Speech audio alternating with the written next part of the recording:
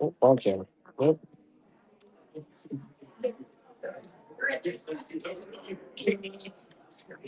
but live before I was ready to. I do not want that camera mirrored.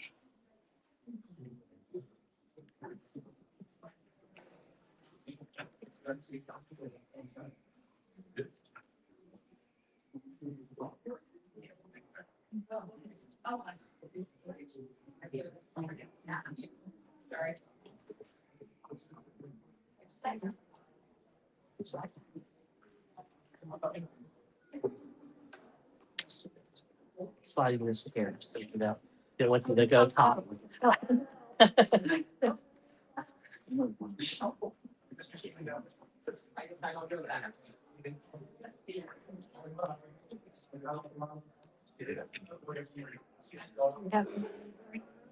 Oh, I plenty. Yes, thank you.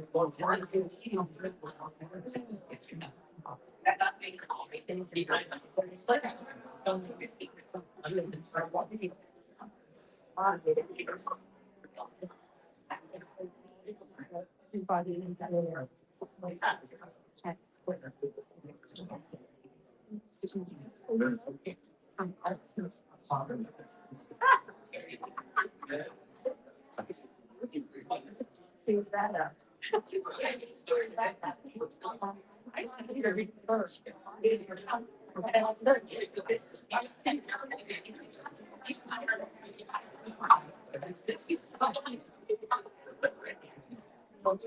she said, yes, yes. She said,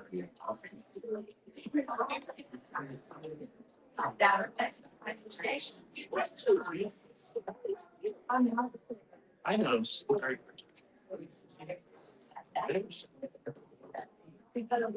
I miss seeing you.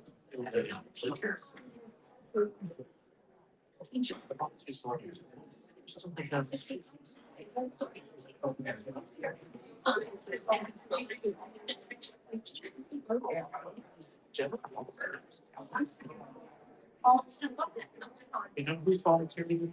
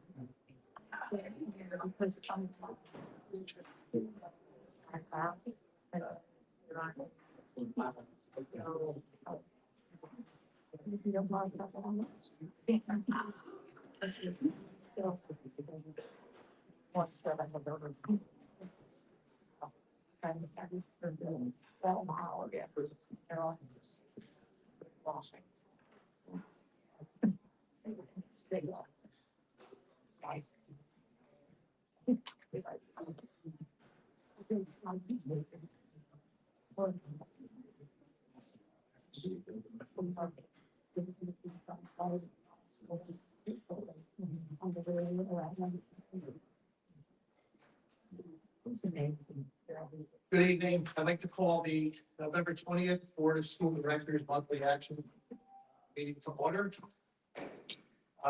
This meeting is being recorded on SATV and will be available on Comcast Cable Channel 28 and Verizon Fios 46. I'll read the mission statement here. Mission of the Souderton Area School District is to prepare students to demonstrate competencies need to contribute and to succeed in a changing world by building on a commitment to excellence and innovation, by working in partnership with family and community, and by assuring the quality education for all students in a safe and nurturing environment. We have our protocol that if anybody would like to speak, there are sign-up sheets, blue sheets for agenda items and yellow sign-up sheets for general items. I don't stand for the pledge of allegiance. I pledge allegiance to the flag of the United States of America, and to the republic for one nation, under God, indivisible, with liberty and all.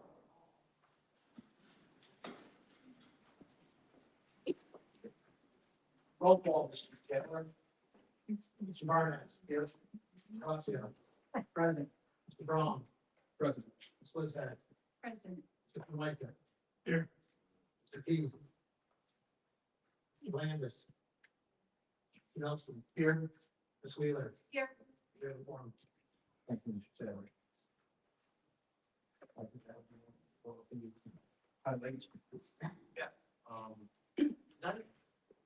Tonight our spotlight video is sort of a synopsis of what happens at North Marlboro, our Converge Center, where we are part of. And Mr. Franz went down there and did some video and some interview about certain programs with our students. So, Mr. Franz?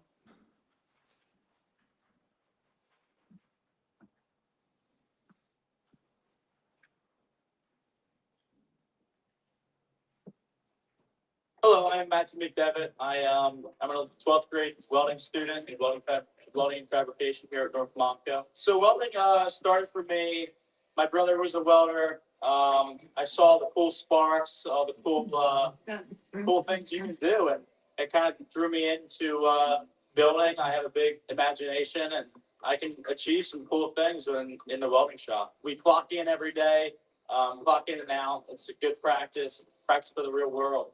So my highlights at North Montco are definitely the academics. We learn very important life skills, how to do our taxes, how to invest.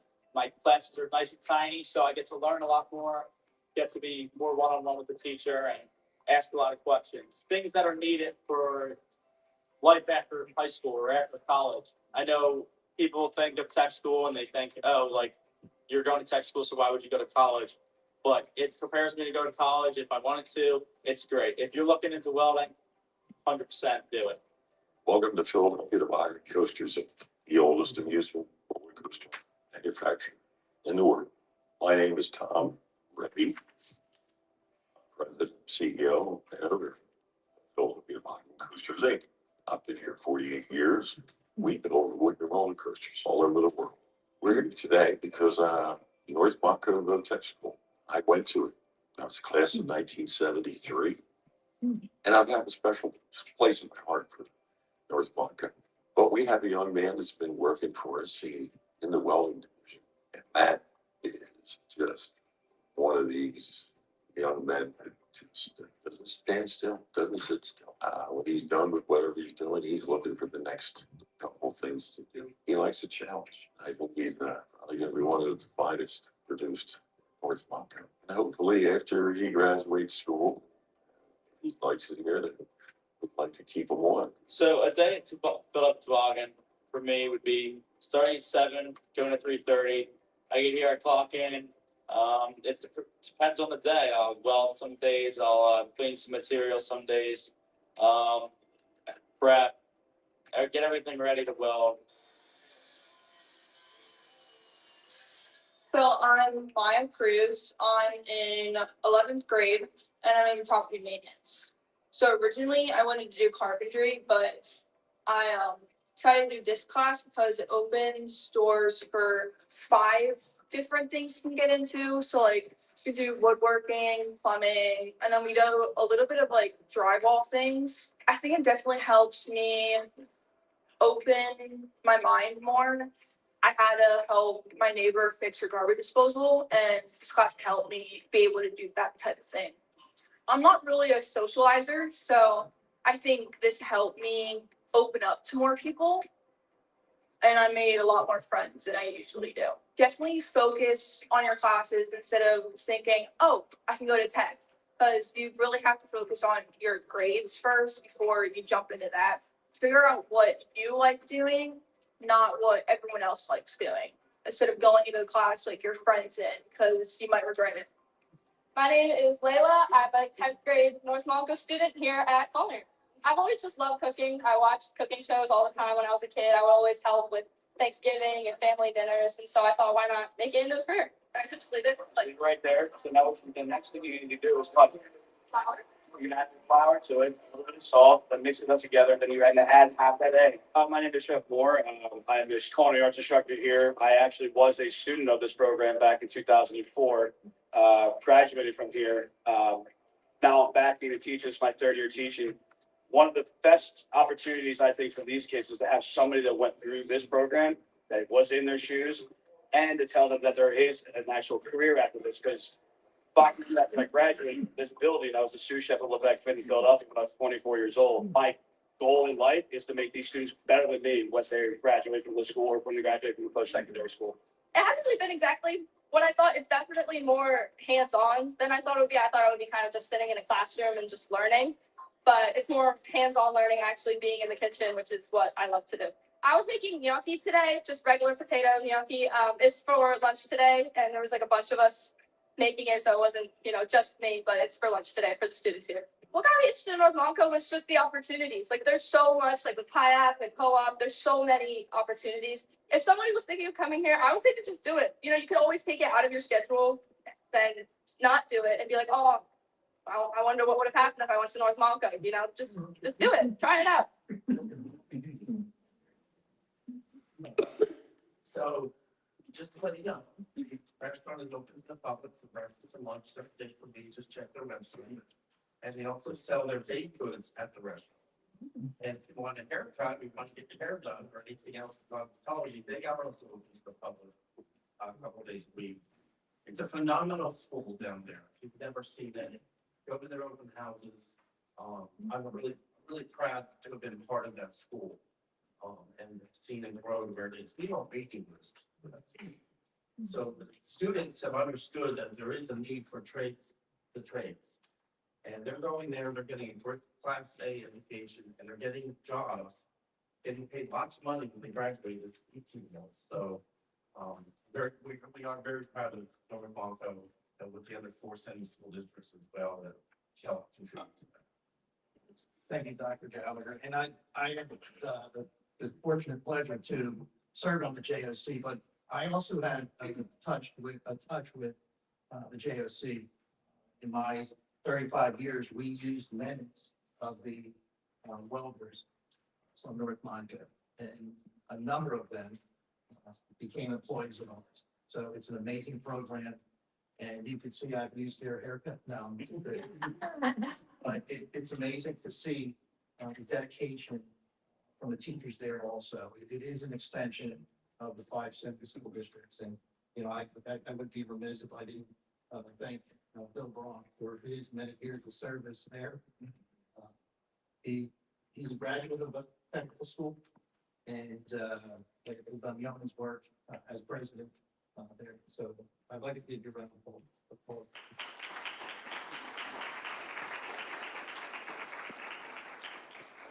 Okay, we're going to move on, and before we have public comment, I'm taking a look at Representative Officer. You should have yelled at me. Okay, thank you.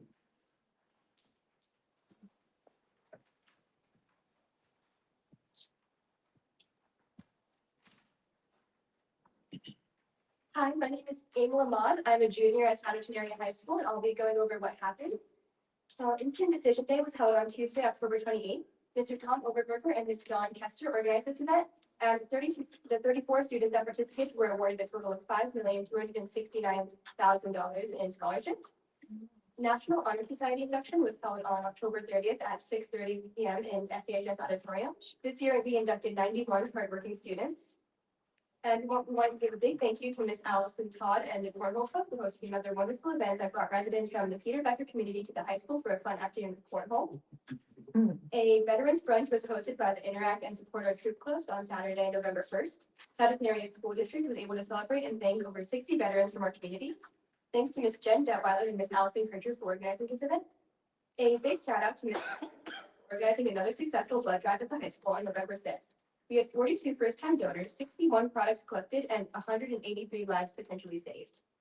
The Save Recycling Day was amazing, and thanks to the incredible support from our community, we were able to raise over $2,500, which will be used for future SAVE projects and associated costs. Great job by advisors Ms. Kim Wilson and Mr. John Lawrence. November 13th, 14th, and 15th, SAHS hosted the fall play. This year we featured 2 separate Shakespeare productions, As You Like It, and a rendition of Hamlet written by Saudi alum Katie Stovak. And Souderton successfully hosted its 3rd annual athletic leadership conference, bringing together student athletes from across Pennsylvania for a day of growth, reflection, and connection. 16 different PIAA schools were represented. A special thanks to our athletic director for helping to reinforce Souderton's commitment to developing student athletes, not just in sports, but as leaders in their schools and communities. Hi, my name is Nadia. I'm a senior at the high school, and I'll be going over sports and then what's coming up. So, Souderton Area High School athletics enjoyed a very successful fall. All teams made the playoffs, with golf winning the conference championship. Overall, the teams combined for a 130-60 record, with state appearances from boys and girls water polo and boys cross country. Additionally, Unified Strength and Conditioning won the championship in their inaugural seasons. As for what's coming up, we have an orchestra concert tonight. So maybe if you want to stop by after this is over. We have the International Culture Fest tomorrow from the first block and the second block. So I would advise you to ask your kids about how that went. And then on December 4th and 5th, we have the choir concert at the high school. And then on December 2nd, the art department and the Indian Valley Character Council Coalition are hosting Together We Grow event. This will be an evening of mindful wellness through creation and art. So all are welcome, and I invite you to come and join us. Thank you.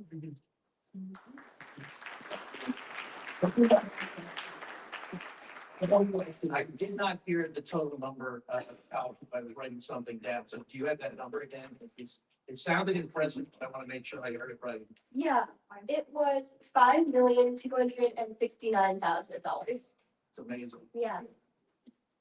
Thank you. Okay, now, to right before public comment, I got the comments and I'm trying to be prepared for this, so let me read.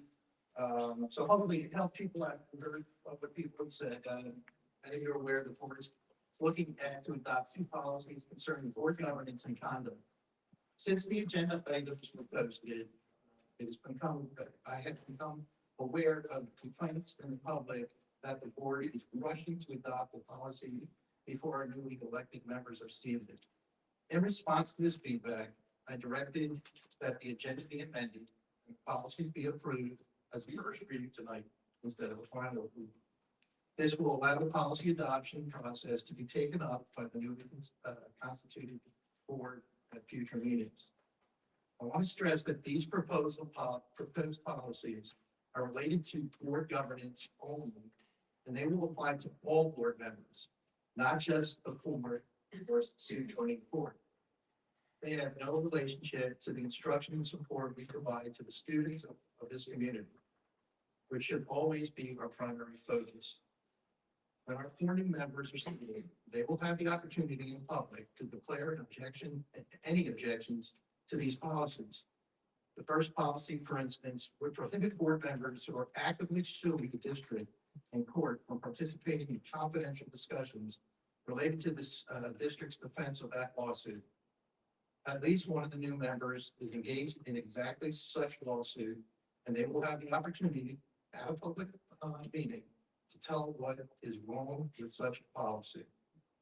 The second policy would prohibit all board members from improperly influencing employees or district members or disclosing confidential information. Again, if our new board members believe that such conduct should be permitted, they will soon have the opportunity to tell us why. Again, I respect the opinions of the members of the public who have asked that we approve these, not approve these policies tonight. As always, I ask that we have a civil meeting, and I wish that all board members the best of luck moving forward. Mr. Nelson, before you proceed, I just have 2 sunshine objections. So sunshine objections, I'm sorry. The 2, same as usual, really. As of 3 p.m. today, there was no attachments on item 7.2 for minutes to be approved tonight, and 7.17 disposal of obsolete equipment. And then under the executive session portion, for the portion that said for tonight's executive session, it just says to discuss. It's not completed. Just throw that out there. Thank you for your comments, and I will address them. No problem. All right, we have Elizabeth Choppy on agenda items 7.13 and 7.14.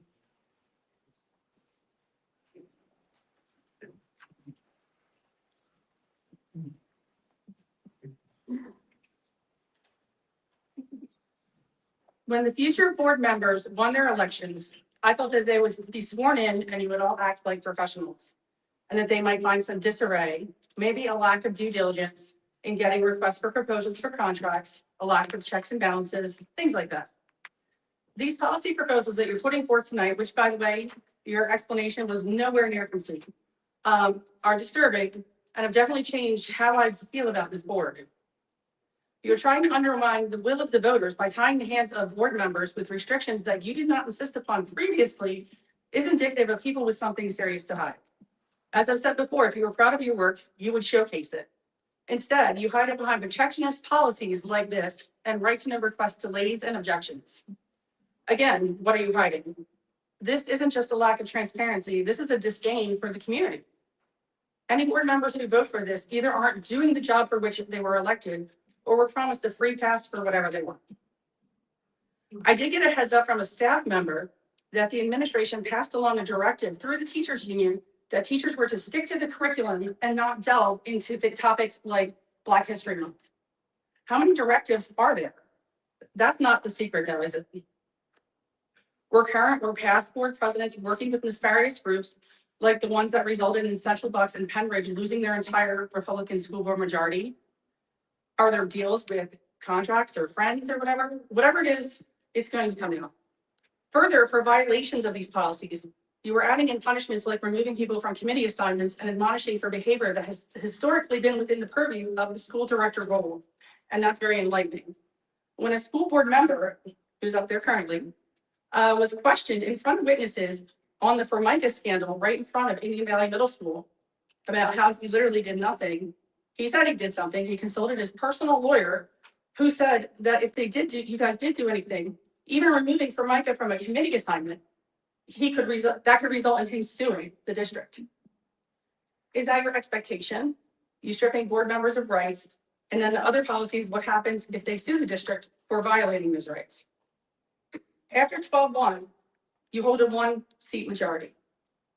This is not putting the school and the community and children first. These are purely selfish policies. This is you taking your ball and going home because you lost an election. If you can't commit to transparency, you never deserve to be in the seat and you should leave.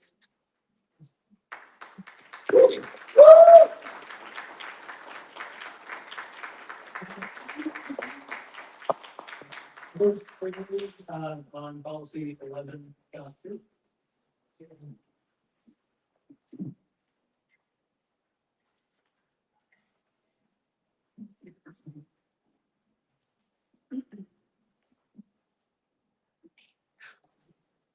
This policy and its lack of review were immediately concerning to me, regardless of whether or not you are changing, as President Nelson said, to the first review. The fact that you attempted to bulldoze this through is immediately concerning.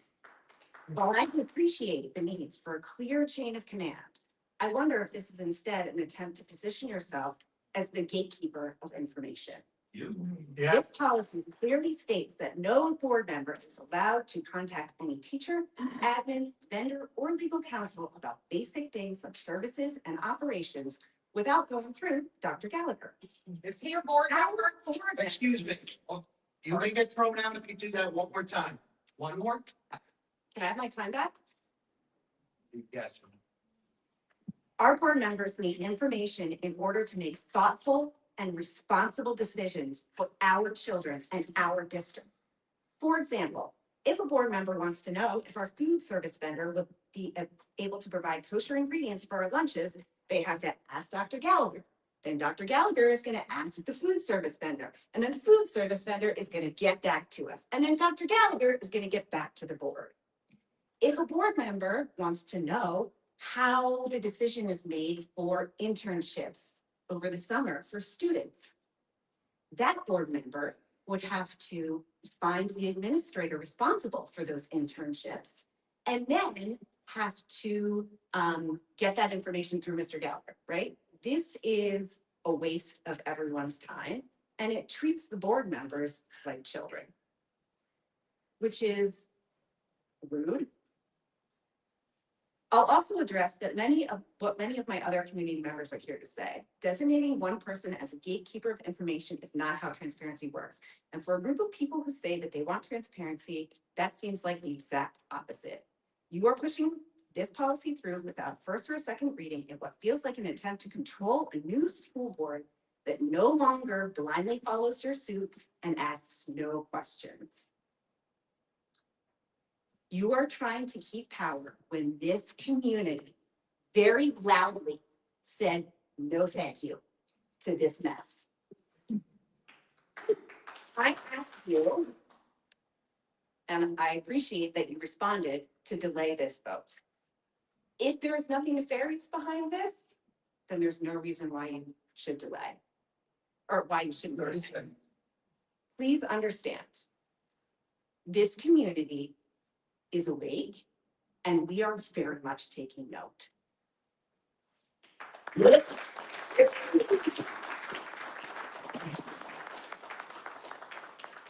Officer on, topic 11.02.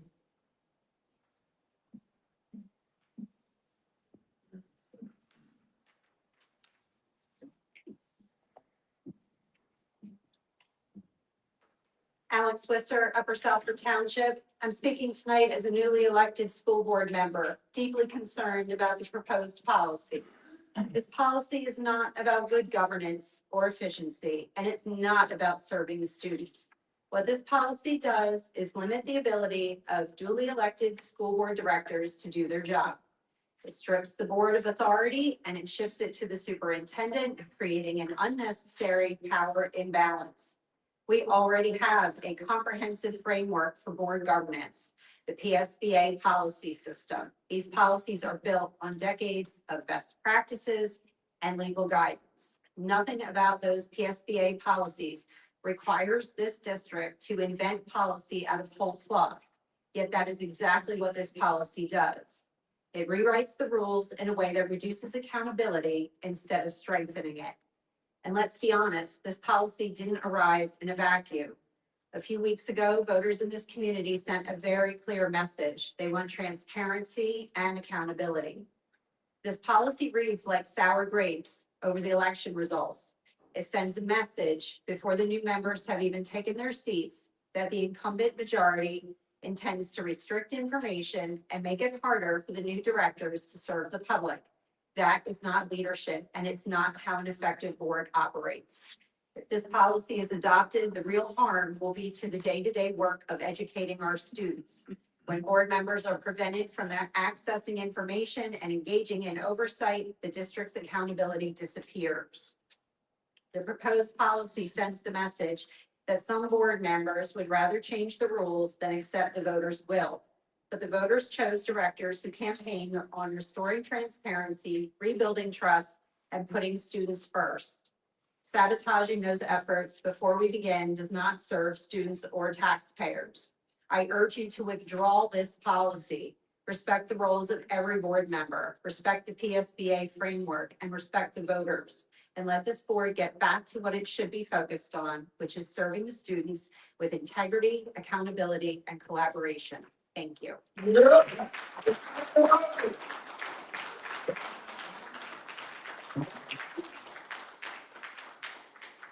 Chizo on policy 11.2.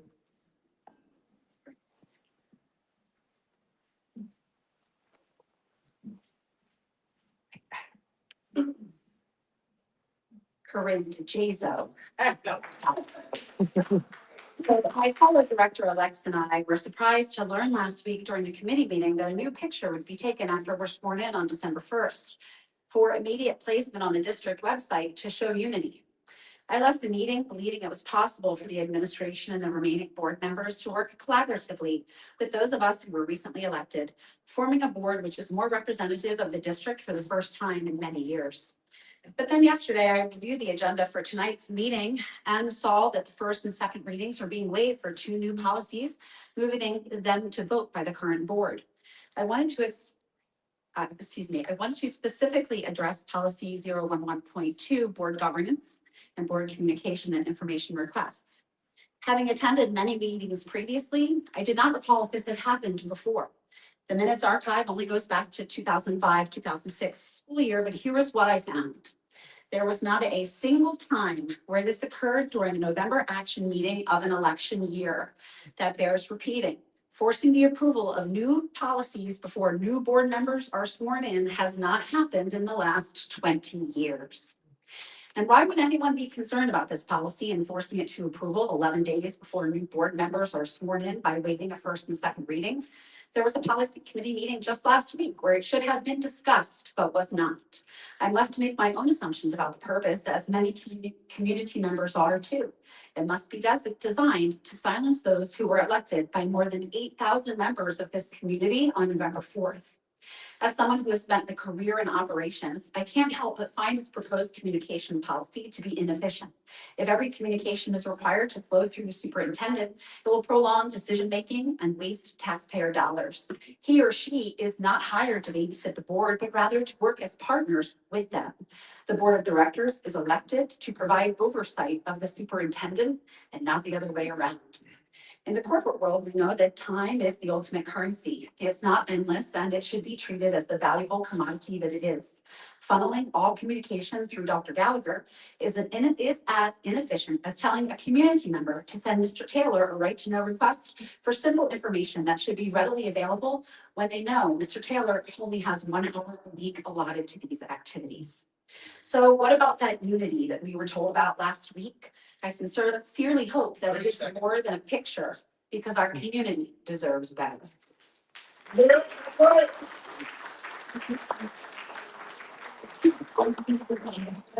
was not me. Don't accuse me. We're just looking over that area. If you think you're talking right to me now. Mr. Taylor, next, please. Scott Swindell's policy 11.1 and 11.2.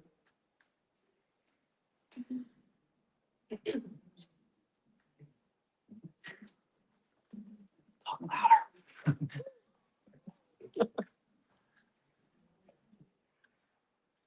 Scott Swindell, Lower Salford, school board super fan. I rise in opposition to policy 11.1 and 11.2, and I want to thank you for changing it from an action item to a first reading tonight. Thank you. So we can discuss it, and also saves me some time reading, which I also appreciate. I'd still like to participate in the discussion, and based on how these policies are written, regardless of how Mr. Nelson summarized them, I think that it's worth hearing what some other school board members and other surrounding districts said about it today. So I reached out to a lot of places because the 3 readings at other districts are actual readings. They read the policy aloud in front of the public and discuss ramifications of it. Here you call them readings, but you don't actually read them. You just use the word reading, which doesn't make them readings. People who pay attention to the norms of how other school boards in our area approach their business are often shocked by Souderton's consent action without public discussion. This is not how they do this. So I sent it to board members of Penn Ridge, North Penn, Wissahickon, Springford, Colonial, and even former board members from here in Souderton. I want to just share their words with you. At Wissahickon, we have internal board protocols too, but nothing as restrictive as this. This is definitely strange. As a board member, if I have a question for HR, I go directly to HR, etc. I have communications with the business manager at times as well. Going through the superintendent seems strange. This proposed Souderton policy is kind of like nothing can be checked on. That's weird. From Penn Ridge. This seems to be putting in place roadblocks, whether legit or not, that potentially gatekeep information. I'd ask them why they need to do this now. What is the specific reason? Pretty odd it's on the agenda after 4 Democratic endorsed candidates will be joining the board soon. And privy to executive sessions, budgetary stuff, and legal matters, etc. It seems like they're trying to shut out the new board members. There's so much they seem to be hiding. From Colonial, how are board members supposed to carry out their governance duties if they can't talk to district personnel other than the superintendent about operational matters? If this is all about one incoming board member's lawsuits, they could address that through a narrowly tailored policy that walls her off from specific communications about that policy. But as it's written, what if a board member has an RTK from 5 years ago that's been resolved or dismissed? So they think they can exclude these board members from information. It seems clearly that the case that this is to funnel all communication through the board president, 30 seconds, thank you. So the party in control right now can control all communication. I heard it. This also reports to restrict the speech of board members, says the Colonial member. How is that even permitted under PA law? I can see I'm out of time, so I will just go with one last former Souderton school board member. He said 11.1 allows the board to execute newly elected board members from executive sessions. If you've held the district accountable, he says they can shut you out. And 11.2 forces board member questions to go through the superintendent, so the superintendent controls all information. Please actually read these policies and don't support them. And thank you for my time.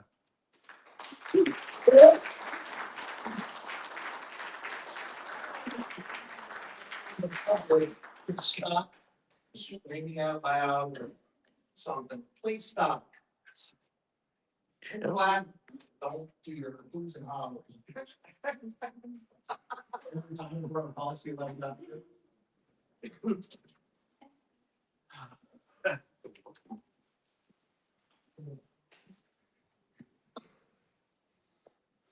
Erin Board, Lower Southford.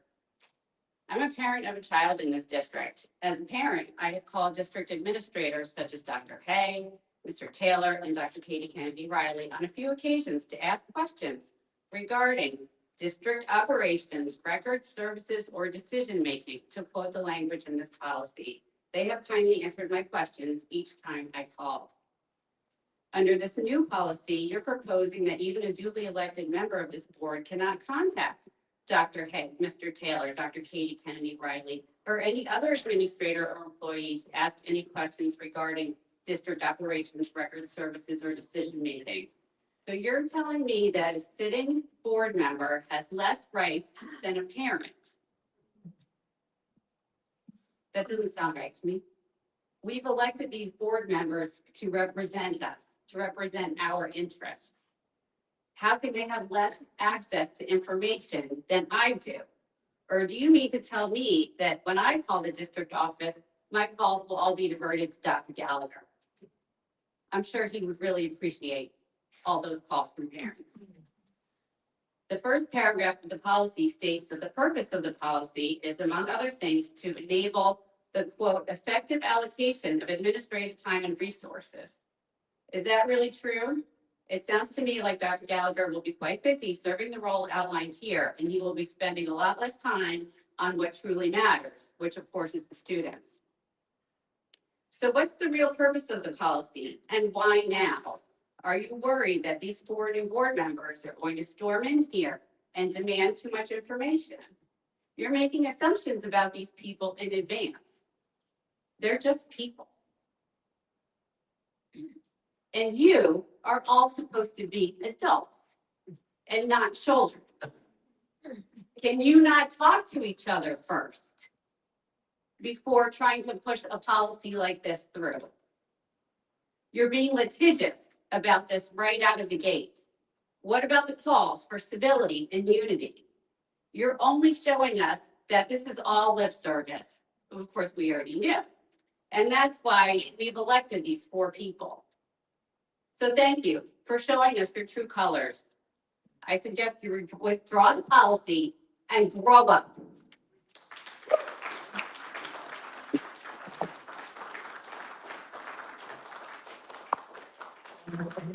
On action items 6.1, 7.13, 7.14. And what that's on the phone. Yeah, that's also 7, 15, 16. I couldn't remember what I wrote. First of all, so the 6.1, Frank, this is nothing bad on you. Actually, this is positive, I promise. I'm just asking that going forward, it would be nice to see a fully written report from you attached to the agenda. Hearing everything that is usually covered, I love it here. But it'd be nice for others to read and see it in writing, if they can't attend these meetings. And maybe a formal written copy that gets emailed out to parents. That would be nice as well.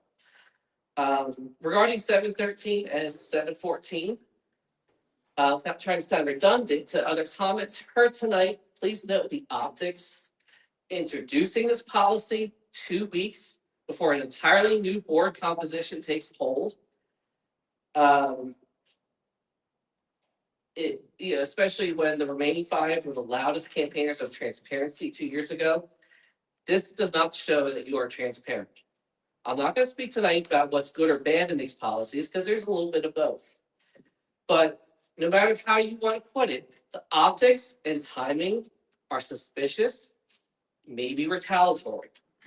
Why is a policy like this being introduced now and the first meeting post-election and 2 weeks prior to new membership taking over? If this policy is grounded where you say it is, we need further citation. We need to know who wrote it. We need to know why it's needed now and why this wasn't considered any time in the last 2 years. Table it, please. Just table Regarding 716 and 715, I'm not sure why we're appointing replacements this far in advance of the offices being vacated. I think it's a decision that should be made at the reorganization meeting, when we can include the opportunity for new board members to be considered who may be equally or possibly more qualified. Frankly, I think Rosemary Budekoffer and her long career as an educator is much more qualified than Ms. Wheeler. As a parent who has utilized MCIU services, I think someone who has been connected to an organization with a guy that weaponizes autism as a slur and insult is an inappropriate fit. I can't speak to who may be more qualified for the North Monco position. However, I do find it inappropriate to be putting a person who's featured in the thumbnail on a national NBC article about the 2023 Moms for Liberty Conference in this role, considering that many of these students fall into groups that are marginalized communities by that sham of an organization. Thank you.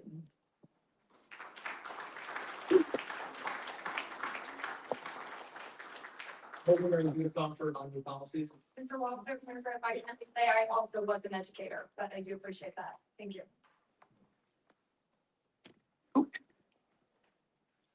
Hi, my name is Rosemary Budekoffer. I live in Souderton Borough, and I'm here to comment about the two new proposed policies, 11.1 and 11.2.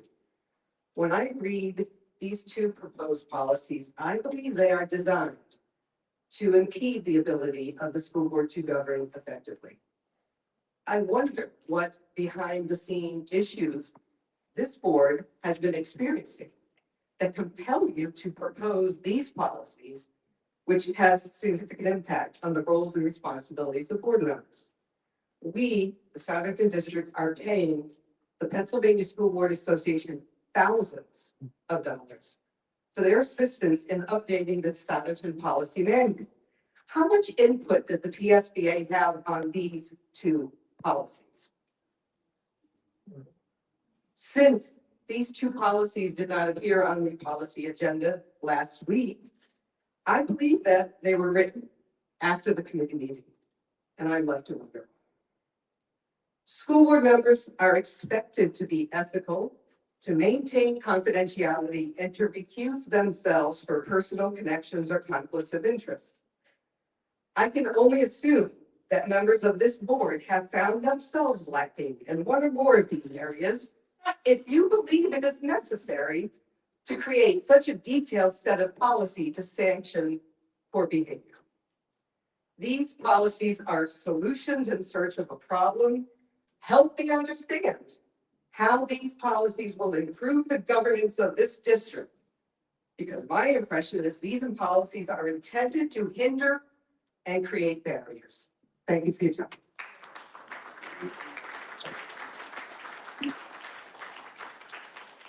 Any comments on policy?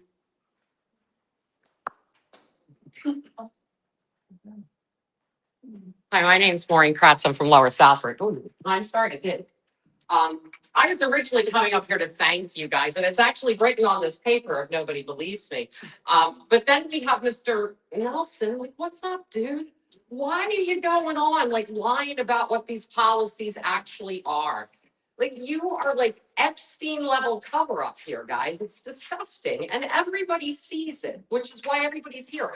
I don't even know how you walk around in this district and hold your heads up high when you're trying to pull sleazy shit like this. Oh, sorry, I know. Time's up. I'm good. You're just disgusting.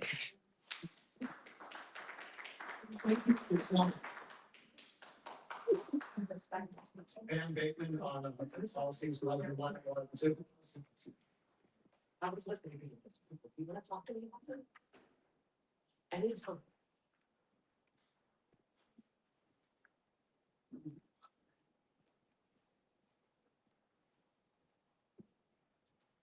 Hi, my name is Pam Bateman. I'm a resident of Lower Southbridge. I have 4 children with the last on track to graduate this spring.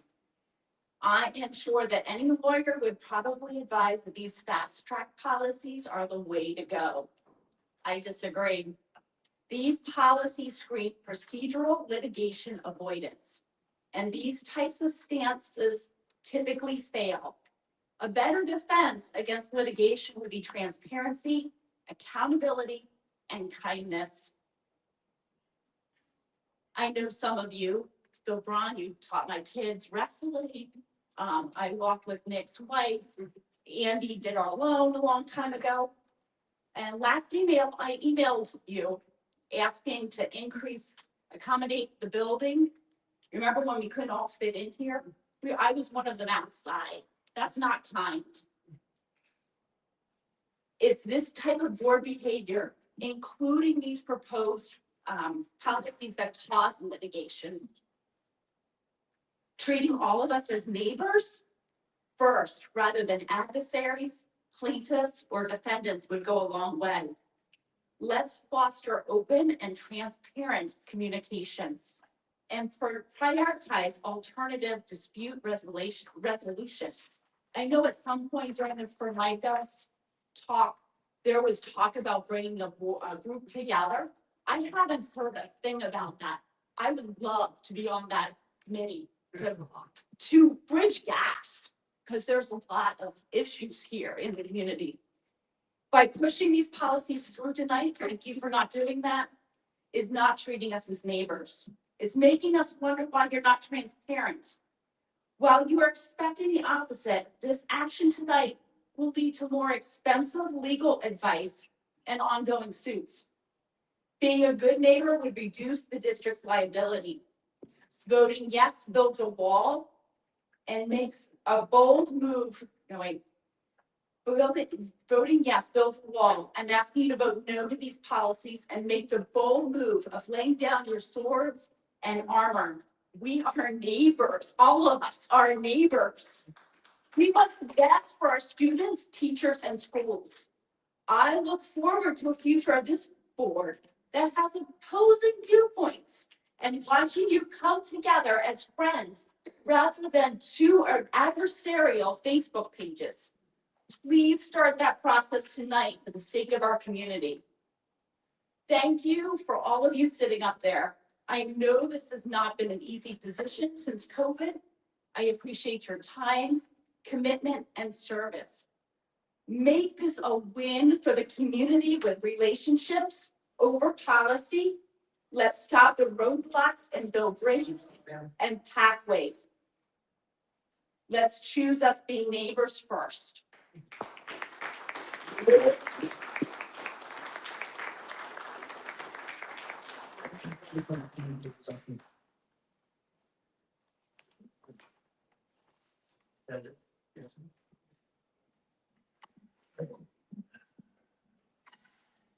Okay. Report of executive sessions. The executive session was held on October 8th, 2025, to discuss legal matters. October 8th.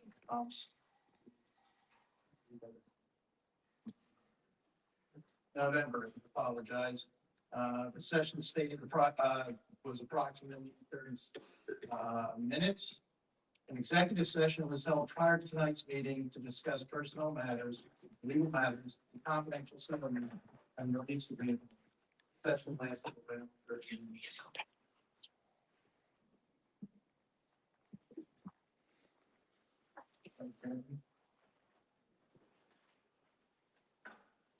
Tonight, I'd like to report an update on the ultimate gate at the high school. Thank you for residents who shared your opinion on that gate. We've been probably with that gate on and off since the school was open.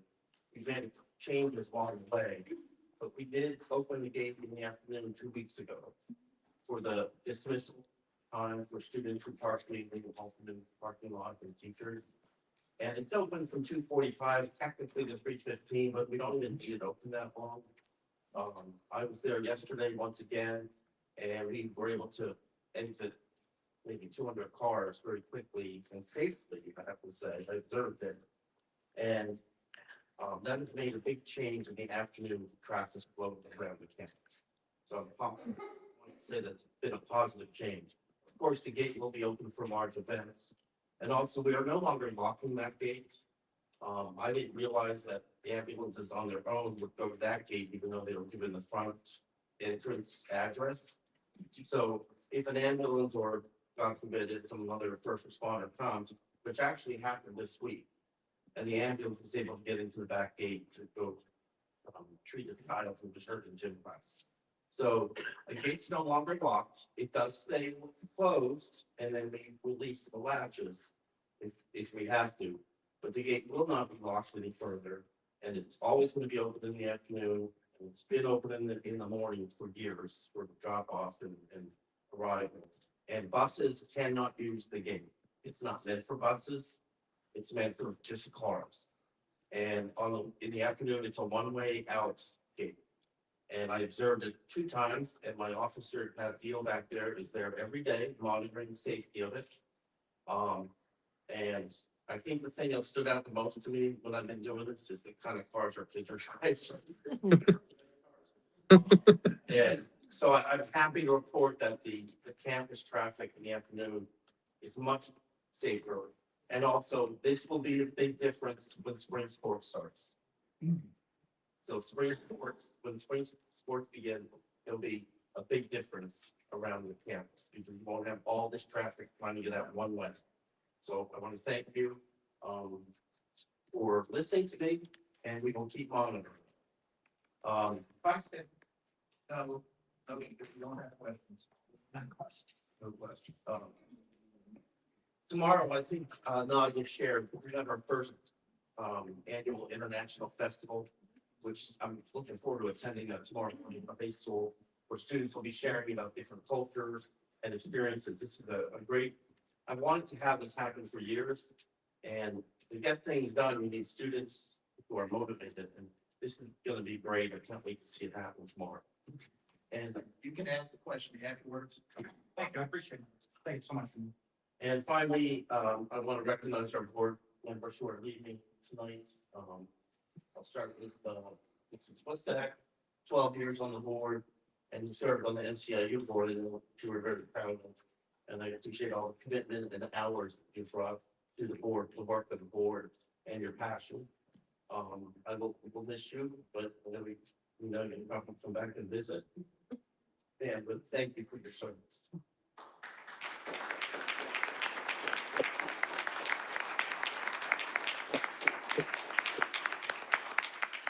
Bronze, pretty emotional because you've been here for 20 years and I've been here pretty much with you in some capacity. And I always appreciated your passion for the students, the buildings, okay? And also what you brought to the community. Everyone knows you, Bill. Everyone, people beyond the community know you. And a lot of that has to do with your legacy of being a wrestling athlete. And I was really impressed when you started to advocate for girls wrestling and the work you did to make that happen. But I always also appreciated the knowledge you brought because I don't know much about construction, Bill. And you've taught me what I need to know to get through projects all the years. And I watched the passion that you bring to the projects. But also, I think some of my favorite times with you, Bill, was when I was superintendent director in North Johnson, and you were the president of the JOC. And we did good work together, and we kept making improvements to the programming there and building. And I know that you're not going to go away.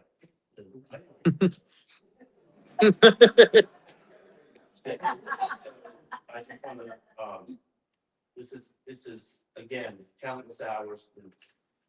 Sacrifices with your family, I remember them, also Janet. So thank you, Bill. And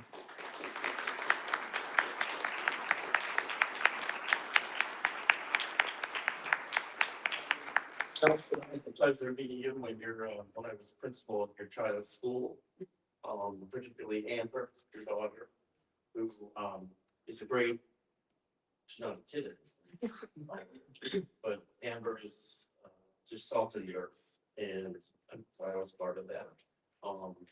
And I know who you are at the core, and you love this community, and you love serving. And I respect that about you, and because of your corporate background, you push the administration to think differently and know how we run the show here as far as the business end of it. But the most I've seen you, the most happy is when you're out in the buildings with students and teachers, and particularly serving lunch. And he wants to serve lunch at any time and work for Chartwell's. Betty, hopefully you can gets a job from Chart. But thank you for your service. 8 years is something to be proud of. You have a great life. You have a great family. You're a proud grandpa of four grandsons, all under the age of 9. Imagine that. So thank you, Mr. Nelson, for everything you've done, and I know you will continue to do the good work.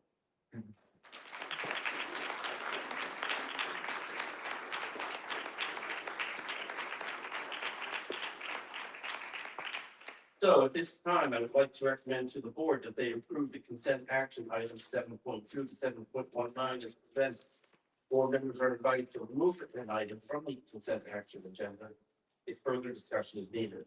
Items on the consent action agenda that are to be considered motions for approval are board meeting minutes, financial statements and check listings, ratify requests for out-of-state field trips, approve requests for out-of-state overnight field trips, approve personnel items, approve third reading and final adoption of policy 227, controlled substances. Approve the third reading and final adoption of policy 904, public attendance at school events. Approve first reading of policy 11.1. That is now the first reading of policy 11.1, confidentiality and litigation. Approve first reading of 11.2, board governance policy on board communication with information requests. Approve nomination of board representative to NCIU, board of directors.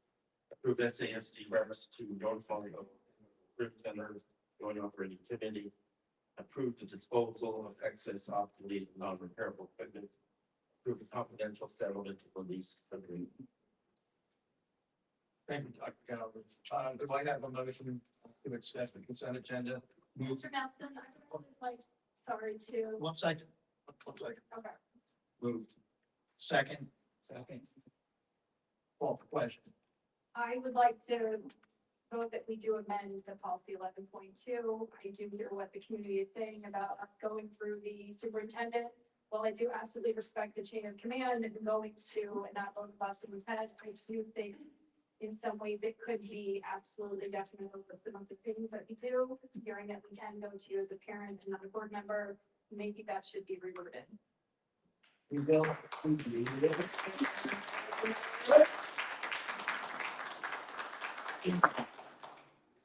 We will, as the readings go along, at the committee meeting, we will definitely take a look at that and do it in that process, okay? Thank you. Table it. Adopt the same policy, 011.2 governance. The public is always talking about full disclosure of the board. However, in this circumstance, the public has not provided full disclosure. If you were in a situation where you're a plaintiff suing the school district, wouldn't you love to be on the deliberation of the defendant? That gives you ultimate leverage. There is an incoming elected school board representative. Ms. Wisser is suing the school district. In fact, she's suing the school district on 3 different occasions. It's all public information. It's available to anyone online.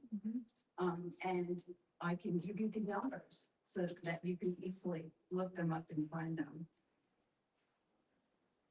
Docket 2023-2597 and docket 2023-2598 and docket 2024-03335. She is suing the district and she would be at a superior advantage sitting here on the board and hearing what the district has to say. So there is a purpose and a reason for driving this policy. And that's what it is.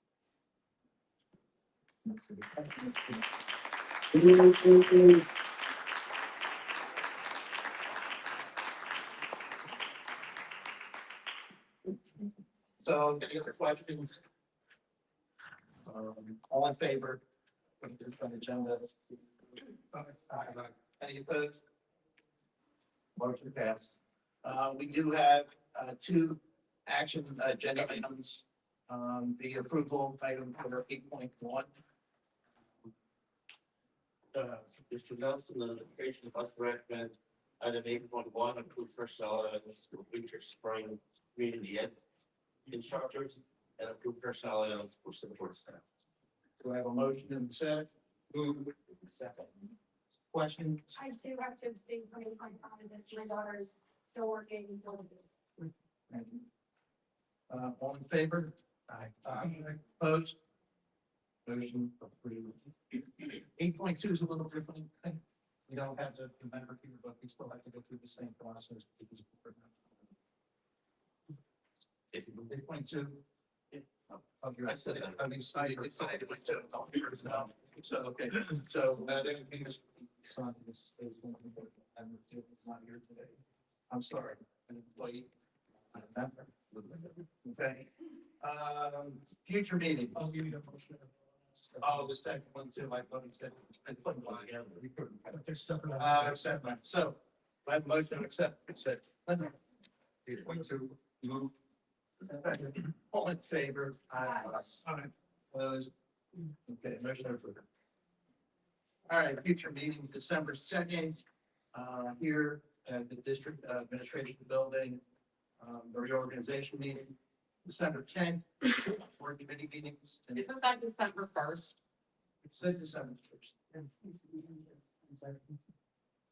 December 1st, that's what I have on. It's December 1st reorganization. December 10th is the board committee meetings.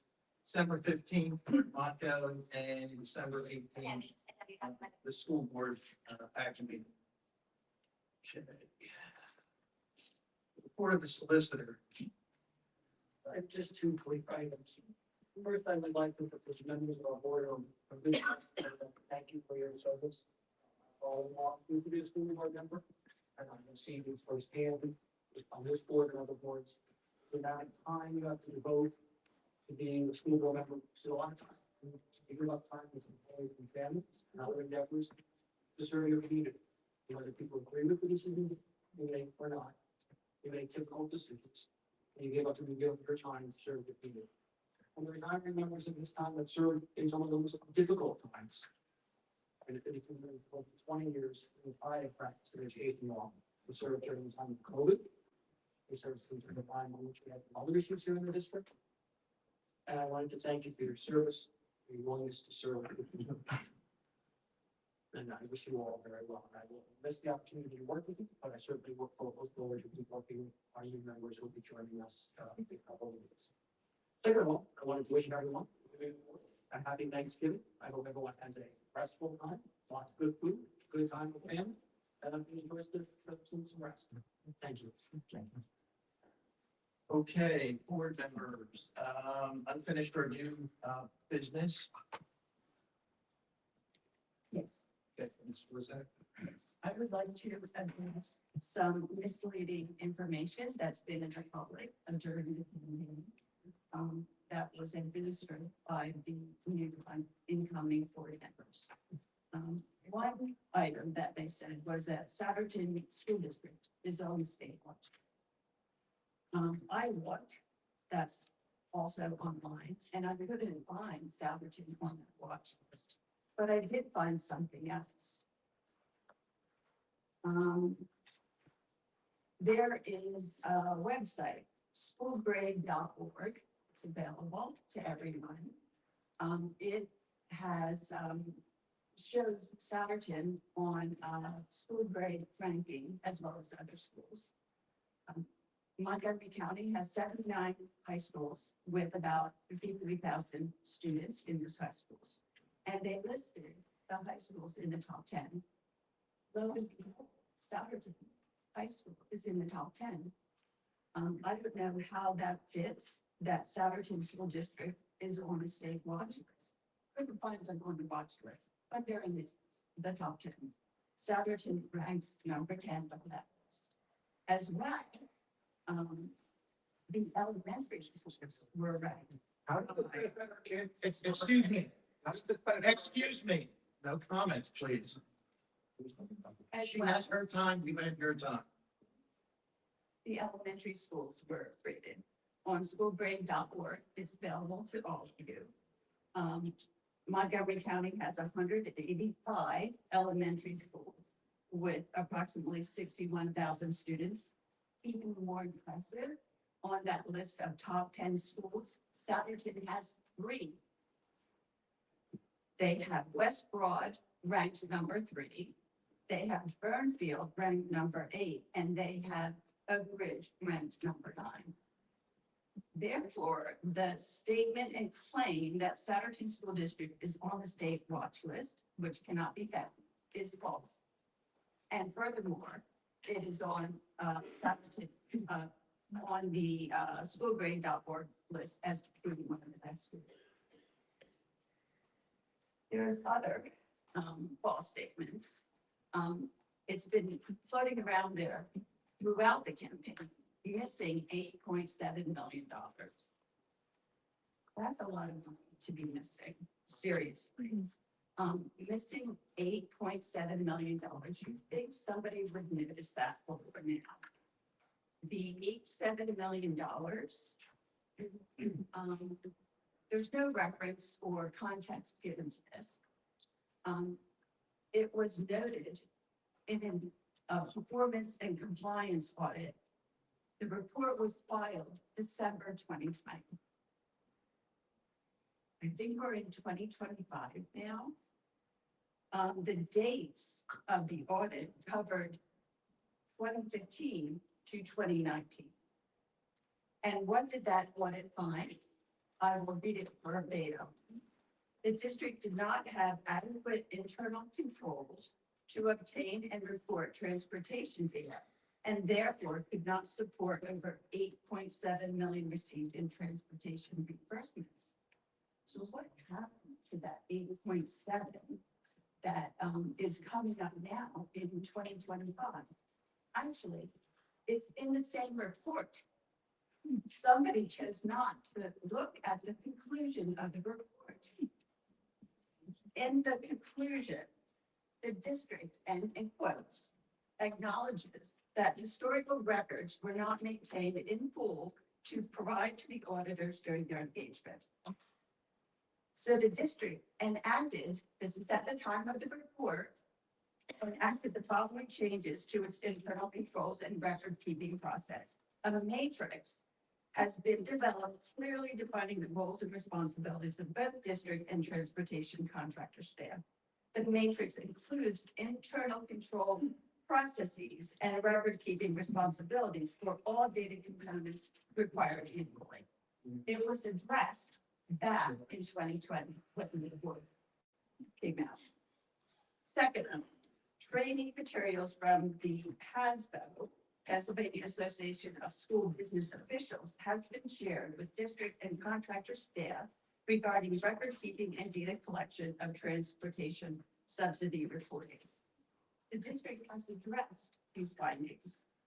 Third, they also created a binder including all backup data for the 2019-2020 school year transportation sub-study reporting, E-TRAN, has been collected. All data included in the binder has been verified for accuracy and includes all information used to compile the required data for the E-TRAN report.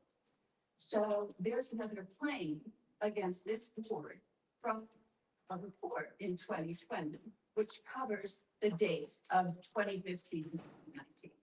Another false claim.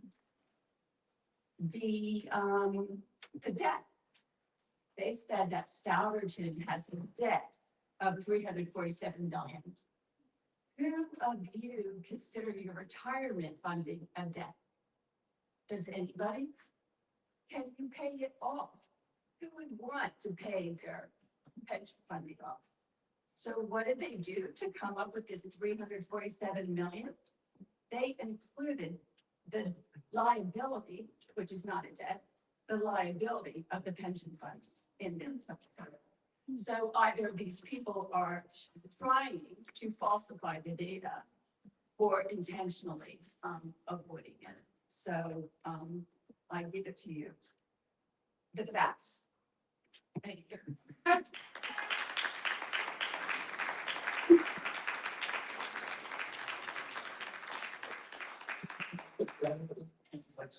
Yeah, I just want to say, I couldn't be prouder of the sport.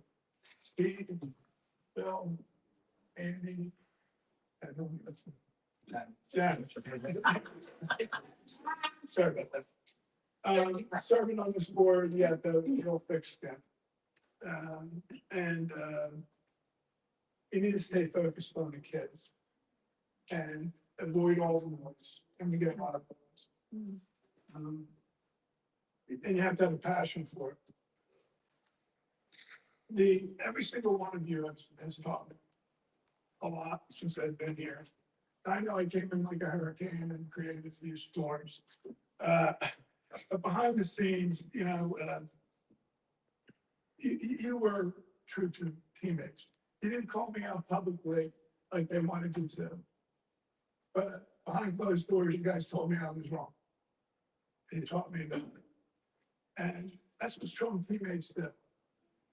And it doesn't matter if it's in football or a school board. You don't call out your teammate for a mistake made in public. Do it now. Steve, I want to thank you for always keeping us on focus on the students. Like I said, through all the distractions and the lies, and you never let us lose sight of that. It's about the students. So I want to thank you for your leadership and wisdom over the last 2.5 years. Bill, I've known you for 20 years, brother. Coached picking football together when my kids were little. And 2 decades on this board. I don't think people ever realize how much money you saved the school district with your construction.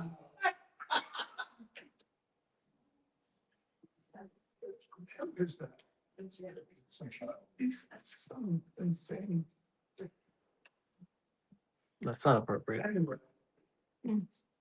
Bill, you saved the school district tons of money. You'll never realize it. But because of your expertise in construction and your skills in negotiating, we know what you did. Thank you very much. You're going to be missed immensely for your skills. Andy isn't here, but I do want to say, Andy's always been like the quiet and steady presence in the room. When he speaks, everybody listens to him because his words are always thoughtful and measured. And he invested deeply in the curriculum agenda. And the results that Katie showed us last week is evident that we're up 8 to 10% in performance over the past year in math testing and almost every category. So that was beneficial. He's a class act. And his faith that guides him in almost everything he does is super inspiring to me. He leads with grace, and that's going to be missed. And last but not least, Janet, we've known each other for probably years. I've always admired your dedication and your devotion to your job and what you've done with the IU and all the committee involvement you've had. You always put the kids first, and your insight and compassion have been invaluable. Like the others, you leave big shoes to fill. And you're going to be missed, but not just for what you've done, but just because you're a great person. And you're nice to be here. But in closing, just thank you for all of you who put your time and energy and heart into this. And you brought integrity, courage, and compassion to the school board and for the students. Thank you.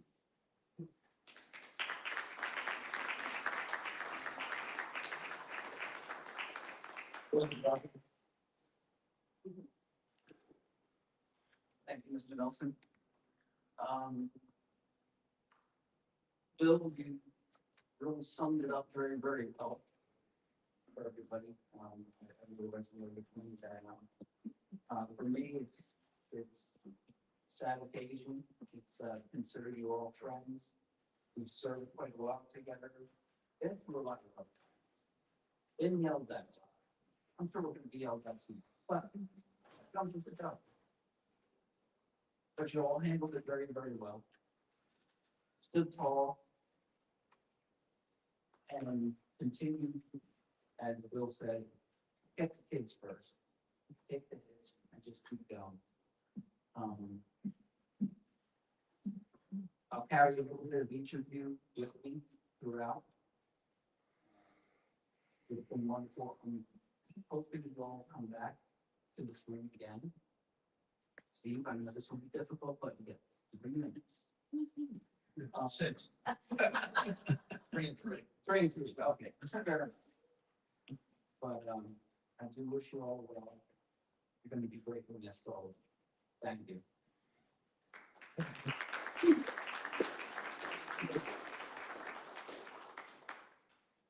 I just want to thank the group here and Andy. Unlike Bill, I've not known you as long as he has, but I've known you about 3 years now. And all of you have welcomed me with open arms and have been so welcoming and so open to teaching me about the board because it is a constant learning. And I do appreciate everything, even though we've gone through some rough times last year. I commend you for all having thick skin because I've never realized how cruel people can be to someone who's volunteering their time to do nothing but try and help children. And I apologize to those of you who have had to deal with it a lot longer than I have, and I commend you for it because it is not an easy job. Despite what people think, you do not get paid for it. You do it with grace, and I truly appreciate getting to know all of you. And really hope that the relationship continues. And every single one of you again has been so wonderful, especially to me, and have gone out of your way to get to know me. And I've built relationships with every single one of you, and you will truly be missed. And I see, especially being here just a few years, how much of an impact you've made on this district. So thank you, and I'm sure a lot of people out here who may not get the chance to say it, but I'm sure our community thanks you as well. So I appreciate it. Thank you.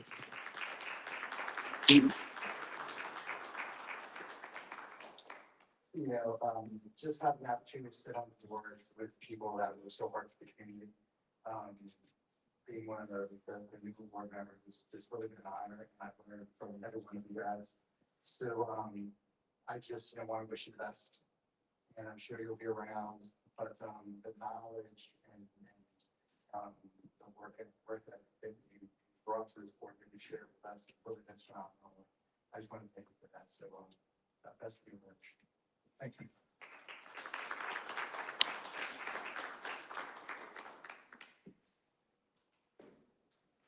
Meeting 744.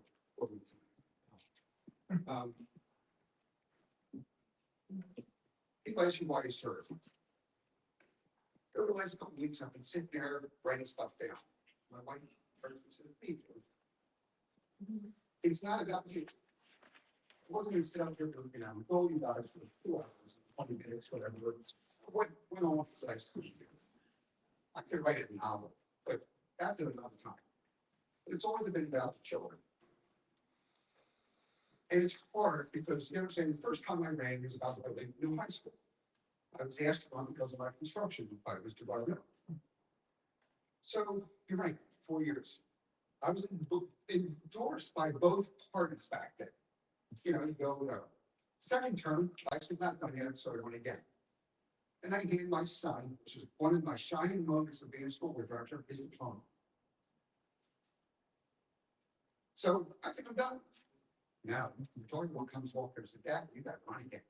Well, I graduate you. I'm done in December. I don't graduate until June. So third term. Okay. So again, happiest moment in my life is handing my daughter her diploma. And I remember Kenji stating in the back, "It's okay to cry. You can cry. It's okay." And the next day, getting over 500 photos from people that were there just to, send it to you, which brings me back to why you do it. It's about the children. So then you go to term number 4. Okay, why am I still doing it? My wife keeps looking at me, why you keep doing this? Well, EMC was one of our elementary schools that needed a ton of work. And boards has a hard time with budgeting everything else by the first part is we need to renovate that school. So that goes, and then you go, okay, turn number 5. Okay, why? Well, I made a plan when I first got on the board, I was gonna get rid of every flipping modular classroom in the district. You understand why school district put in temporary trailers? Cost the taxpayers thousands and thousands of dollars because they only last 5 years and don't try to make them last 4. So lo and behold, West Broad is the last school. And the trailers will be going away next year. So I can leave my post knowing I did everything and I didn't touch it. My wife says, you're done. I think 5 years was, 5 terms is enough. And it's time to let somebody else do their job. So I did not rerun. I stepped down, didn't rerun, and I can lay my head on my pillow saying, and everybody that knows me, the children always came first. And I take a lot of heat about all the construction we do. Isn't the learning environment a very important part of the child's life on the school? Do we want them to go to school like buildings in Philadelphia have asbestos problem and everything else? So we fix the schools. And everybody doesn't understand what we call debt service. So when the high school debt service comes off, we started doing other. So we maintained our debt service, not increased the tax dollars, but we maintained our debt service and look at our schools. 70 to none out there. Okay, so you can take all of the shots in the world at me that I spent over $300 million in my 20 years. I don't care. I look at the children, that's what came first. Okay, this board has done a great job. They get rid of pool, we get kicked and everything else. Understand, is there a problem if we have the lowest cost in Montgomery County for people to educate the children? And then you heard, who's supposed to say that, or I'm sorry. Well, we're the lowest cost in school district in Montgomery County of educating the children. Is that a bad thing? Okay. It's hard to run this board and budget when we don't get the proper funding from Harrisburg. Right. We get beat up every day. Oh, you're raising taxes, everything else. Harrisburg, we didn't raise taxes. Yeah, you did. You gave me less money. So I would be praised at the lower tax levels. People then sit there and holler, like, yeah, you know what? You raise my tax, we had a $150,000 house here in the school district. I still like to try to find out where it's $150,000. But take that and multiply that by 7 or 8 is what I hit me every time I take the vote. So everybody wants to sit out there and go into it's a hard job. Okay, and you're not going to be happy with us all the time. And all I do is hope the new board moving forward keeps the focus. And I've talked to you, most of you, we still communicate. I've never been called you the end of the bag, whatever. We've always been trying to sit. But if you poke the bear one time, I'll bear was a little upset. So keep the focus and do what's right for the children. That's the bottom line. I know what people do. It's hard at times. Emotions get riled. But again, take a step, you take a deep breath, and you move forward and do what's best for the children. Yes, I get to sit and relax, but I will be sitting in the audience. Now I can sit in the audience. I don't have to sit on my hands. Okay. Not that the board has done a bad thing, but I get to speak my 2 cents as a taxpayer. Okay. So I leave you at that. I thank my fellow board members for all the hard work you guys put in. And my wife is extremely happy that this is the last hour. Thank you very much.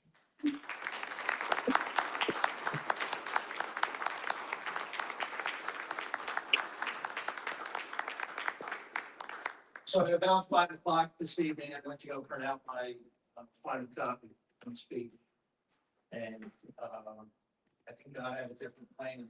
I wanted to speak for my part. You know, there are people in our lives that are encouragers, and there are people that do take us down. And I want to say one thing first, thank the administration. I have never worked with a group of people that have, not only do they, it's a job for them, but it's a calling for them. Every single one of them, Megan, Katie, Mike, Chris, I'll get to you later. I'm just so impressed. I'm a hard person.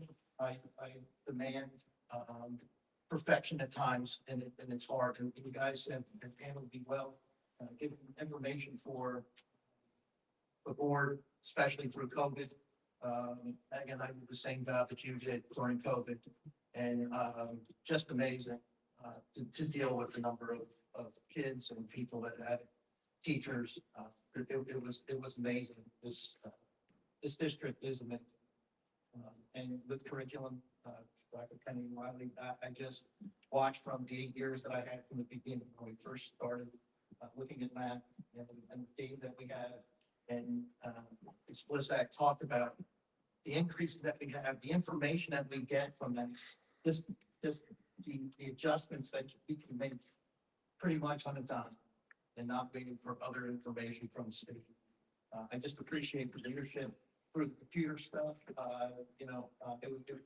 You were amazing running that too. So thank you very much.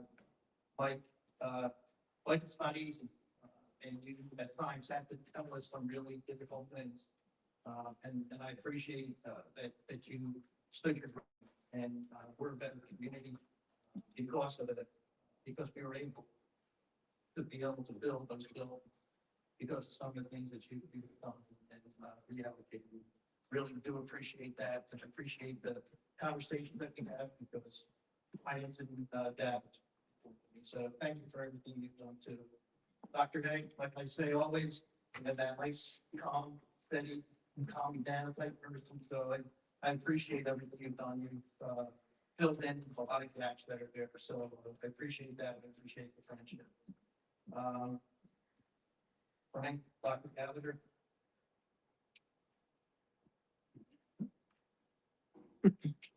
Talk about my daughter. You've been encouragement for her. I don't know another human being that has children that is focused for something. And they won't. I'm gonna miss this. Feeling and being with you. So it's bittersweet. I do know God closes doors, He opens doors. He closed the door. Whether how it happened or not, I disagree with some of the things that have been said, calling me a liar, which that is something that I don't do. Was raised differently, and to be called a liar in public and sit there and take it like a man and knowing the truth. There's one truth out there. And I believe this community may have spoken through an election, but I know this community from the hundreds of people afterwards that stop him and say, make sure you say thank you to the board for the garbage that they put up with. And I do hope when you find out the truth, you put that out on Facebook that you've done everything else, especially my picture as a court jester. And that is the way that we should not deal with problems. It's not the way we teach our children how to deal with things.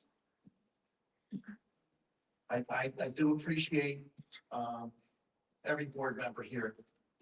I've said it too. I've learned, and Nick, to take that little bit from every person. And I appreciate that. Because I've changed some of my opinions and some of my choices because of what certain board members are. I want to thank past presidents that we've had that have helped me.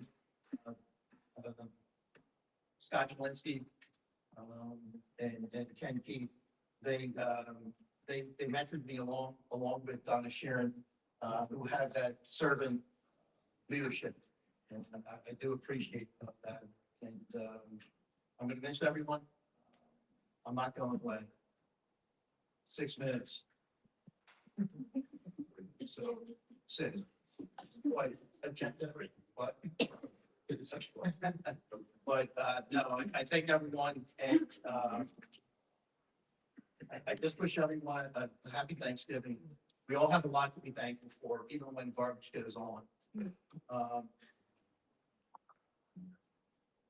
Just remember that this community is based in love. And when hatred comes out, love needs to overrule it. And I was misquoted and misunderstood about saying that, there's good and evil in this world, and we have choices. I'm not pointing the finger at anyone. I just told everyone, I choose good. And that hurt when people thought that I was attacking someone else. I don't attack people. I attack ideas. So please, I asked for, I know you don't like us or like the things that we do, but please put the children first. You've heard that through everyone here. And that's my prayer and my request that you do that. Thank you. And for everyone, happy Thanksgiving. And do I have a motion? No. Oh, stop it, Steve. I'll get back the other way. Well, I apologize. Yeah, I got right into it, yes. Now for the business. Yes, it's been such a joy and a pleasure to serve on this board. And the students who come there, that's what we're about. And you've seen that in the performance scores and the conduct of the students in the schools and the administration and the teachers and the staff. It's just been the way schools should be, because the students are our future. Investing in them is an investment for the rest of their lives. So it's very important, and this school board has done a wonderful job along with the administration and staff. I also want to say, there were 2 tough times that we went through beyond our control. It was external. It was a cyber attack and it was COVID. And everybody came through. We were applauded for our response to COVID. I just want to say thank you to everybody who participated in that. It was very positive outcomes. And we are very when the other school districts did not. And the people of the community remember that. There's less learning loss in our student body, although we have some. But the students, the teachers were there, the community was there. The community wanted their students back in school, and we worked together to make that happen. So it was really a very collaborative, collegial decision that was made, because the community was serving, and we respected their results there. So it is moving forward. Hopefully another partnership, a collaboration, because like I said, the students are our future. So I really enjoy working with all of you in the board. I will also continue to be here to support you in any way that's needed. So thank you so much, and happy Thanksgiving.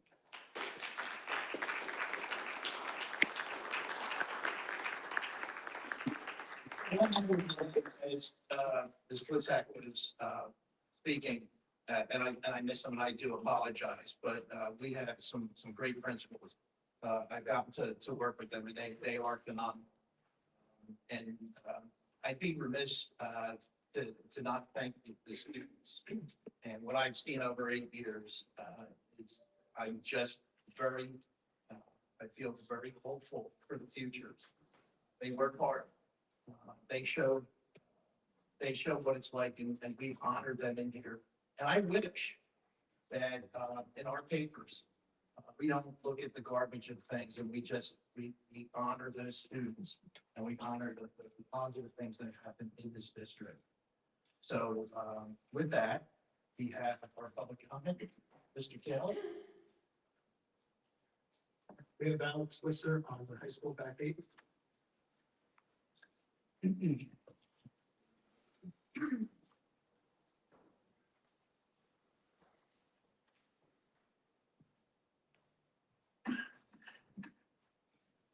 Hi, Alex Swisser, Upper Southford Township. I want to thank Dr. Gallagher for the gate update, which was the main portion of my comment, so I appreciate that. So I'm going to roll into the second part, which is there have been some misleading information out there about my ongoing legal matter related to a right to know request I filed in the fall of 2023. That's right, 2 years ago, 2023. I asked for the records about whether the Independence Law Center had offered to work with the Souderton Area School District on policy revisions. The district denied my request and I appealed to the Office of Open Records. In December of 2023, the Office of Open Records granted my appeal. And I tried to work with the district to get the documents that the Office of Open Records said I was allowed to have. What I was given was 4 heavily redacted emails that basically said hello and goodbye. So I had no choice but to take the matter to court to have the district actually comply with the Office of Open Records decision. The case is still pending, not because of any delay on my part. I offered to settle in the fall of 2024, but was declined. This summer, I asked the court to set a trial date, and that request was denied. I'm currently in the midst of trying to settle with the school district, so I'm not going to say anything else other than I don't know what Mrs. Flesack is talking about. I only have this one particular case, so I don't know what those other docket numbers are because I don't have the docket numbers memorized. And so that's all I'm going to say on that. And then lastly, I'm going to say that Corinne, Rose, and Andy and I ran because we have children in the district and that have gone through the district. We are not here so I can get some kind of legal background information. We are here for the kids, and it is very insulting to have that thrown back at us. We would not be here if it were not for the kids. Thank you.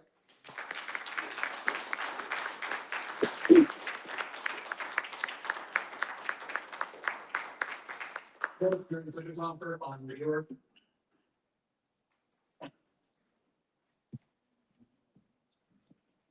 Hi, Rosemary Utica for Souderton Borough. Before I just had a quick, actually, invitation to all of you about the reorganization meeting.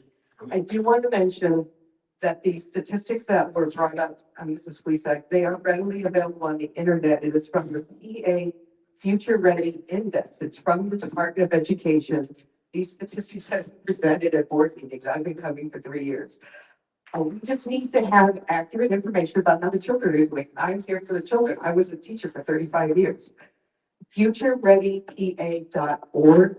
It is a site that has all the information. I asked you to go look at it tonight. These statistics come from the state of Pennsylvania, and they're merely pointing out areas where the students need some extra help. That's all. And I just really wanted to speak because on December 1st, which is a Monday evening, 6:30 p.m. this room, the new board members will be sworn in, and we hope that many of you would like to come back and see that, and I invite you to join us. Thank you.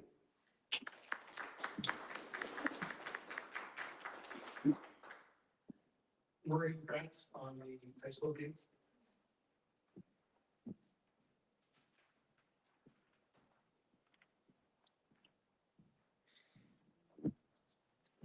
Hi, my name is Maureen Kratz. I'm here to talk about Salby Gate. On Monday, I attended the Franconia Township meeting, and I was able to ask questions and get answers. I asked former school board superintendent and now Franconia Township supervisor, Mr. Amuso, why the Halteman Gate road entrance was not made a permanent access point when the high school opened. His response was very clear. The board didn't want to pay for it. Mr. Braun, you were on the board, right? I'll answer that when you're done. Okay. Mr. Keith, Mr. Brocchio, you were probably right about that time. But anyway, 20 years later, here we are with the same problems. Multiple construction projects, multiple superintendents, multiple opportunities to fix this problem, and nothing has been done. Meanwhile, the impact has grown.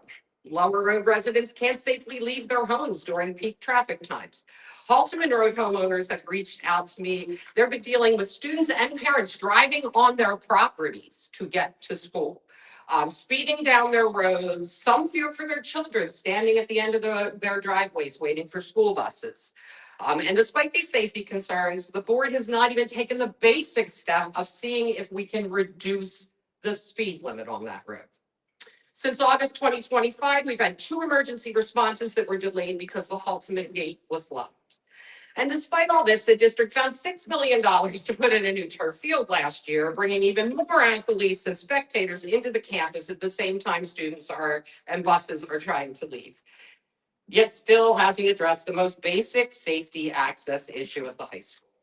At the township meeting, I asked what needs to happen to make the Halterman Road exit a permanent controlled access point for emergency vehicles, buses, staff, students, whatever the district chooses. Franconia Township was very clear. The board must decide what it wants, complete a land study, and formally bring that plan to the township. That requirement has existed since the school was built. Last month, Mr. Gallagher, you said you agreed with those people who were making comments about Lower Road, simultaneously trying to keep them from speaking. But according to the township, you made no official request to make a change. You had a couple little meetings with a couple little buddies, but you never made a formal request. The district police still haven't been assigned to help with traffic, and I understand you said Mr. Deal's been there for the last couple days, but that might have been because the township reached out to you. So I'm asking, what's your plan? Because the township's ready, the residents are begging for action, emergency responders are sounding the alarm. The only group that hasn't moved on this is sitting right in front of us now.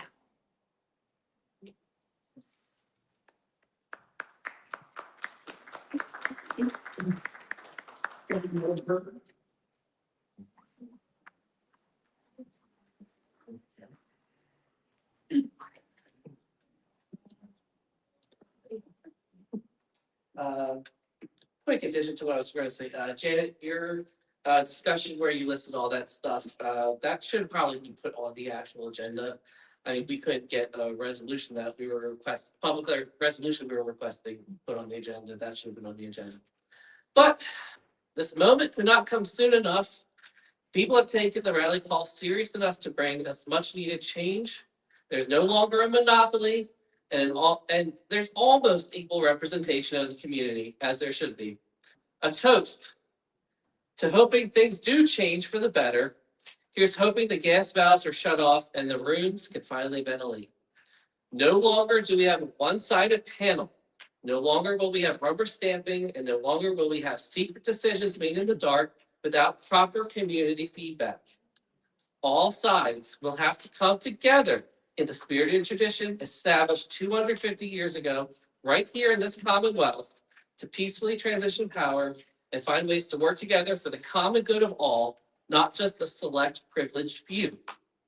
I am not just speaking to those of you who remain on this board, but those who will be seated here in a few weeks. Now is the time to come together and sew this community back together after the seams have been ripped apart. Wheeler and Formica, your involvement in this ripping frankly does call for your resignation. However, we know you will not. So while the time to earn our trust was 2 years ago, you still have 2 more years to at least show us an attempt. Figuratively and literally speaking, put your money where your mouth has been. Take action. Don't just use hollow apologies and words. Show us with actions. William, instead of standing on your past words, sit with and hear from the marginalized groups that you attacked. Even better, make it from the students from these groups. Join their classes, sit in their clubs, learn from them, both of you. Work with your new colleagues, and I likewise encourage your new colleagues to find ways to do the same. Mr. Bro, I heard there's going to be a trailer left in your honor. I do wish you a happy retirement though, and hope you will hold your promise to be sitting in the audience with us. You can all sit next to me if you want. I do also wish Andy and Janet good luck in your other endeavors as well. Of the entire elected board, the three of you have been the most level-headed and pleasant to speak with. Mr. Melson, no more bonk bonk. It's time to put away the hammer. Focus on recovery and healing. I hope the rest of our community can do the same. Happy Thanksgiving. All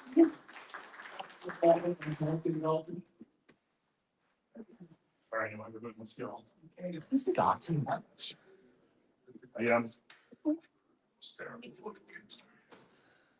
I originally wanted to continue reading the quotes from the other board members at other districts. Dr. Hay explained that I can't do that. And I'm grateful because it gives me an opportunity to pivot and say thank you to Bill, Steve, and Janet. And I know Andy's not here, but thank you for your service to the board. I've known you obviously as a opposite side.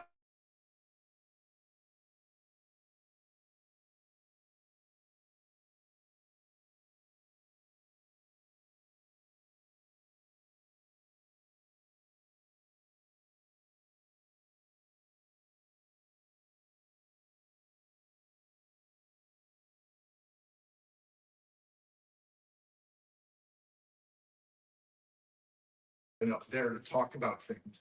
And there will be some, and if that debate can happen up there, maybe the audience returns to a little more stability. Mrs. Wheeler mentioned that a lot of people here have had to deal with a lot of terrible things over the years, people attacking and saying things. And I do not think that existed here before a paid agitator activist moved to this area and tore people apart. And if we don't face the fact that she has influence over politics in this area and do something about that so she moves on to the next place, we have to find common ground based on slight differences between Democrats and Republicans to put the children first by turning aside the people that are agitating from either side for hatred. So I do want to see people work together. I do think that some of the things that you mentioned, Mrs. Flissack, and I know you've always been very nice to me in person. I appreciate that. The Sunshine Act would preclude any of the things you mentioned about Mrs. Wisser. And I was disappointed that you didn't know about the PA Future Ready Index. I feel it's a very easy thing to find as a teacher, but school.org is a different website. And I understand they have different ratings on different sites. I think the state data is the one I trust, and I think there's room for improvement. Bringing up the $8 million in the audit was something that I think came from another community group and not the Souderton school candidates that just got elected to join you on the board. $8 million was another community group, and I really think that especially this board should be aware that Facebook groups, allegedly sometimes people up here post from Facebook groups, and you got to keep straight who's who. I also think that this was a terrible ending because I really did want to focus on people being positive and coming together. So I hope we will all work to do that. I know I will do my part, and I appreciate the service that all of you have given over the years. And Mr. Formica Bill, I'm glad you have learned. I honestly applaud that you demonstrated growth. And I hope it's enough growth to make you run in 2027. Happy Thanksgiving. Thank you.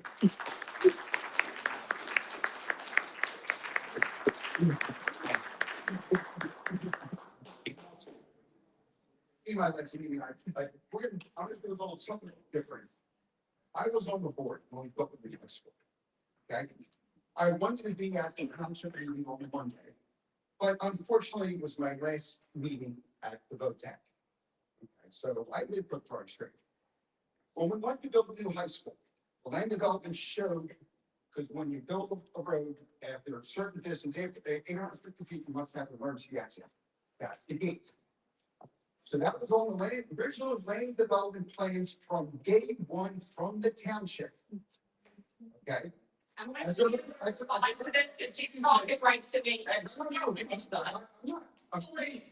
to what I'm saying, I think you are. No. I'm looking at, what do I have to do? Keep all. Well, that was not necessary, Steve. The gate was by the township, day one. I can bring you minutes, my notes from the meeting, basically saying, okay, Holman Road is not an accessible road by PennDOT standards. Okay? So there's big terms there.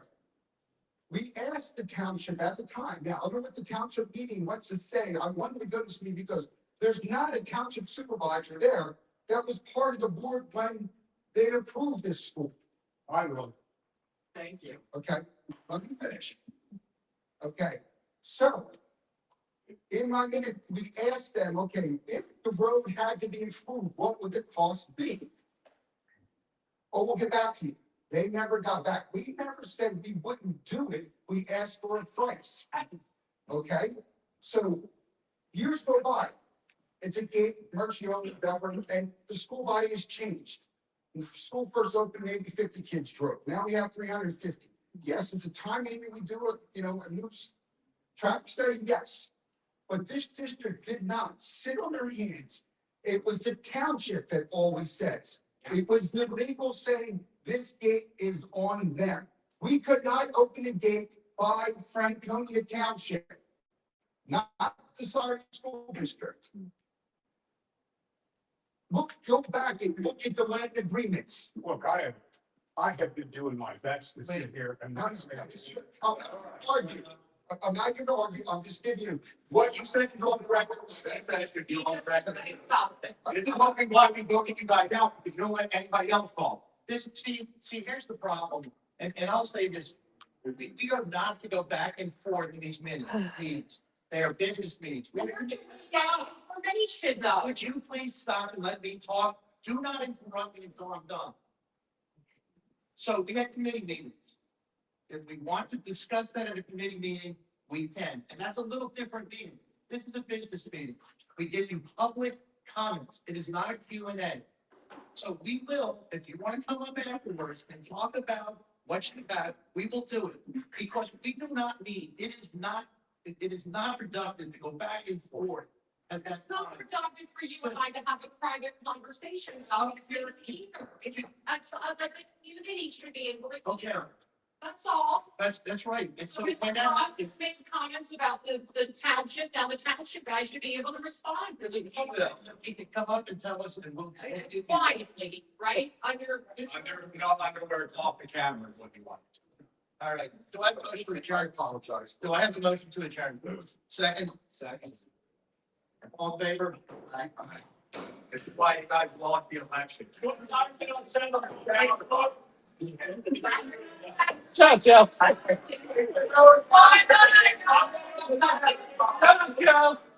I told you, don't get down.